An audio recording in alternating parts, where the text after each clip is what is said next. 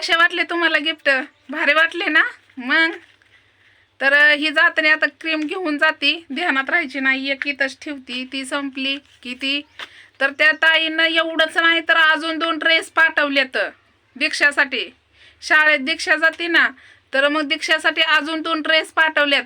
आधी 2 ड्रेस पाठवले होतं, 2 काही एक एक एक पाठवलेला, आता 2 ड्रेस पाठवलेत. तर बघा किती मनापासनं बोलावा आणि मनापासनं त्या ताईंसाठी आशीर्वाद येतोय, मनातनं माझ्या आशीर्वाद. तर बानुबाई झोपली, तर बानुबाईला आज काही ज्यूस केला नाही वाटतं, कारण बानुबाईची पहिल्यासारखी तब्येत थोडीशी नॉर्मल झालेली आहे, पण आपण थोडी काळजी घ्यावं लागेल. तर पुन्हा एकदा मी तुम्हाला दाखवते कसं वाटलं गिफ्ट, नक्कीच सांगा. मस्त असं बानूला याच्यात ज्यूस होणार आहे, बघू शकताय. आणि त्याचं टोपण बी आहे, ज्यूस झाल्यावर हलवायचं असं. आणि ह्या 2 क्रीम पाठवल्या त्या ताईनं. तर कशा वाटलं नक्कीच मला सांगा फोन करून.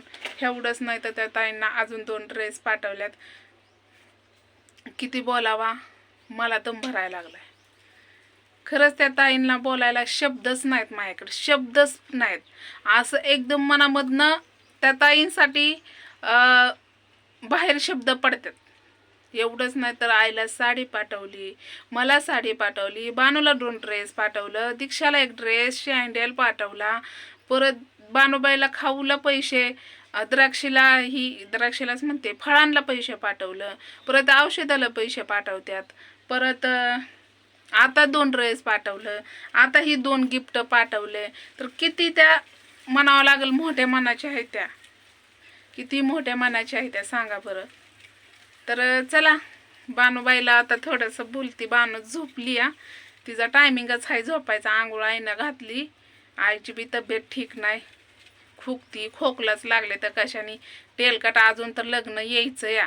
आता तुम्ही म्हणता लग्न कुणाचं, तर माझ्या ही चुलत भावाच्या पोरीचं, माझ्या भाचीचं लग्न आहे 22 तारखेला. या सगळ्यांनी लग्नाला, इथंच आहे ती लग्न.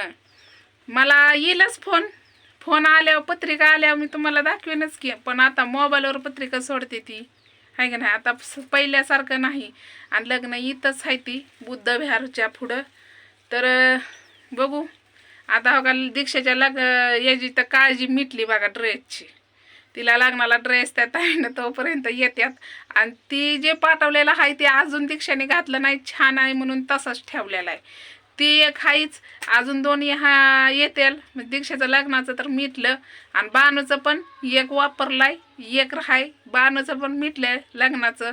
आईला पण साडी आहे, तिला तर काय आज चिरीन, तात्याला आज चिरीन. आणि मला तर काय बघू, मला पण साडी पाठवलेली आहे ताईनं, पण त्याच्यावरला ब्लाऊज काय अजून शिवला नाही. मिसनीवाली शिवना, ती म्हणतात तुम्ही तिकडं कामाला ना आम्ही इथं. मग आता जेव्हा शिवत्यान तेव्हा तसं मी मॅचिंग करतच नाही. शिवला तर शिवला, ना तर त्याच्यावर कोणचा बी घालायचा. चला अक्षिदा महत्वाचा आहे, बरोबर आहे का नाही. मग तर माझी फॅमिली तुम्हाला बघायला लवकरच भेटणार आहे. म्हणजे माझे चुलत भाव, माझे भाव सगळेच माझे बघायला, तुम्हाला माझी चुलती सगळे तुम्हाला बघायला भेटणार आहेत. तर येतीलच, ती येणारच आहे ती इथं. बघू त्यावेळेचा आनंद. खरं माणसं आलेली खपतात, पण गेलेली खपत नाहीत. जेवढी माणसं येतील का नाही तेवढं भरून घर असल्यासारखं वाटतं. आणि मला जेवढी माणसं येतील तेवढी बरंच वाटतं, म्हणजे आनंद वाटतो मला. पण बघू त्यावेळेस आता मला 2 दिवस तर सुट्टी घ्यावाच लागेल.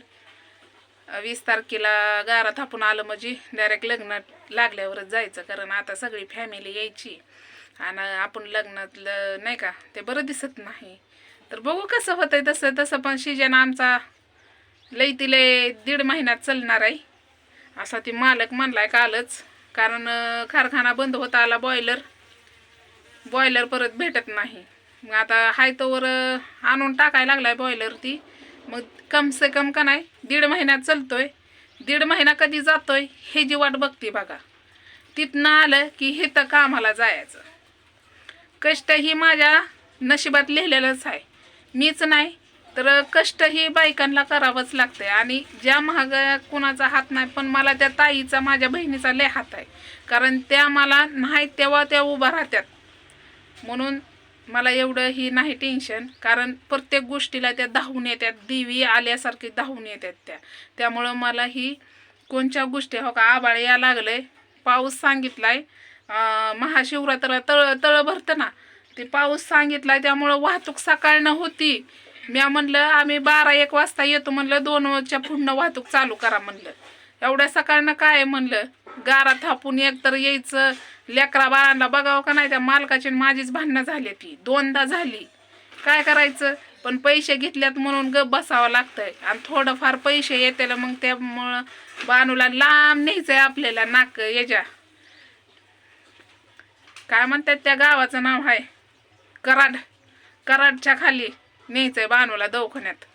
कारण बानूचा दवाखाना आता इथनं मी सीजन बंद झाला ना, डायरेक्ट मी दवाखानाच करत हिंडणार आहे. मी कुणाचंच ऐकणार नाही. कारण ॲम्ब्युलन्स ही सरकारी आहे अपंग्यासाठी. ही मी बानूसाठी फिरणार आहे आता म्हणजे एवढा सीजन 1.5 महिना काढते. आणि परत जी बानू जोपर्यंत चलत नाही तोपर्यंत मी काय तुम्हाला इथं दिसणार नाही. आणि एवढं हेडेव पण माझं तुम्हाला यायचं नाही. तर जर बानू माझ्यापाशी असली तरच मला. तर मी बोलत होती ट्रॅक्टर आलता, मग आणि आपल्याला ते एकतर अजून काही झालं नाही मोनिटायझर, पण अजून काहीतरी व्हायचं म्हणून मी स्टॉप केलता. तर भेटू आपण दुसऱ्या हेडवमध्ये. जर जमलं तर काढते आता बानूसोबत, जरा बानूला बोलती. लय झालं आता. तुम्हाला गिफ्ट कसं वाटलं कसं नाही तेवढं सांगा.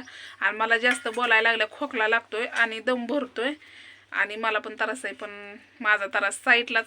पण बानूसाठी आपलं नक्कीच ताई लवकरच इलाज चालू करणार आहे. आणि मला भरपूर अशी मदत करणार आहे ती लोक बानूसाठी.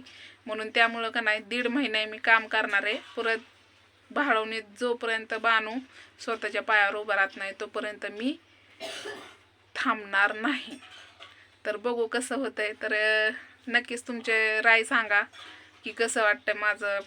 म्हणजे थोडाफार पैसा आपल्यापाशी पाहिजे कोणची गोष्ट विकत आणायची म्हणलंच तर, म्हणून त्यासाठी कष्ट करते, एवढी धावपळ आहे माझी.